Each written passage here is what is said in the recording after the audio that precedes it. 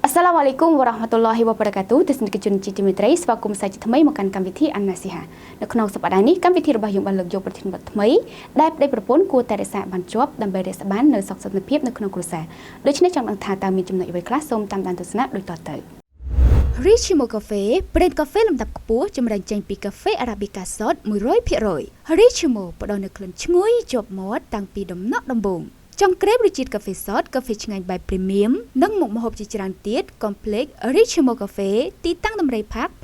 598 ទឹកពិសាបរិសុទ្ធអហ្វណានមោទនភាពផលិតផលជាតិទំនាក់ទំនងជាវតាមរយៈលេខទូរស័ព្ទ 012 379 909 និង 071 78 99 990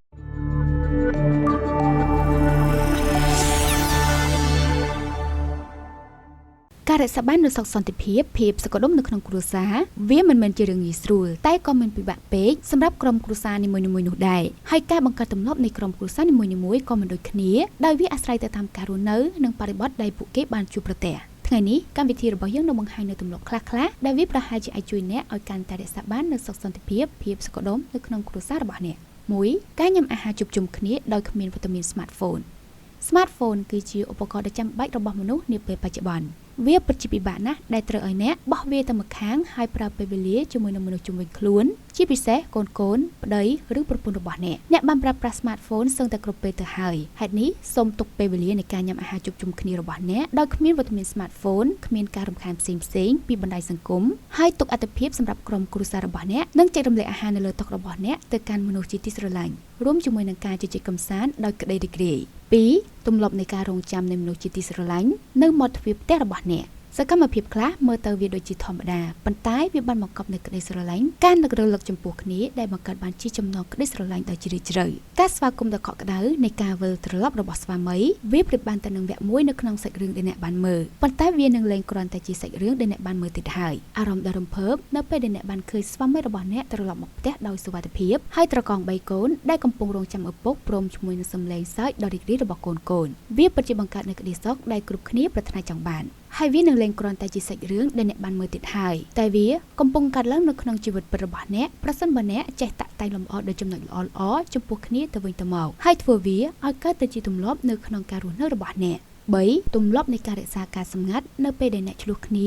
ឬមិនចុះសម្រុងចំពោះគ្នាត្រូវចាំថាអ្វីដែលកើតឡើងនៅក្នុងផ្ទះរបស់អ្នកវាគួរតែត្រូវបានដោះស្រាយនៅក្នុងផ្ទះហើយវាមិនគួរត្រូវបានលាតត្រដាងនៅលើបណ្ដាញសង្គមដើម្បីឲ្យមហាជនយកទៅវែកញែកបន្តថាអ្នកណាជាអ្នកខុសនោះទេព្រោះមនុស្សមួយចំនួនតែងតែយករឿងផ្ទាល់ខ្លួននៅក្នុងផ្ទះបង្ហាញនៅលើបណ្ដាញសង្គមជាទីកន្លែងដើម្បីបញ្ចេញអារម្មណ៍មិនល្អរបស់ពួកគេបង្ហាញពីភាពអវិជ្ជមានដែលមាននៅក្នុងគ្រួសាររបស់អ្នកទៅមហាជនការធ្វើបែបនេះគឺគ្មានអ្វីអាចប្រសើរឡើងរវាងទំនាក់ទំនងប្តីប្រពន្ធនោះឡើយគឺមានតែការបន្ថែមភ្លើងឲ្យកាន់តែឆាប់ឆេះទៅវិញការខ្វែងគំនិតគ្នារវាងប្តីនិងប្រពន្ធវាគួរតែត្រូវបានដោះស្រាយដោយសេចក្តីថ្លៃថ្នូរមិនមែនជាការបរិហាគេគ្នាដើម្បីចង់ឈ្នះចាញ់នរណាម្នាក់នោះទេព្រោះមុននឹងក្រោយអ្នកទាំងពីរក៏ត្រូវត្រឡប់មករួមរស់ជាមួយគ្នាហេតុនេះកុំបន្សល់ស្នាក់ស្នាមដែលមិនល្អនៅលើបណ្ដាញសង្គមរបស់អ្នក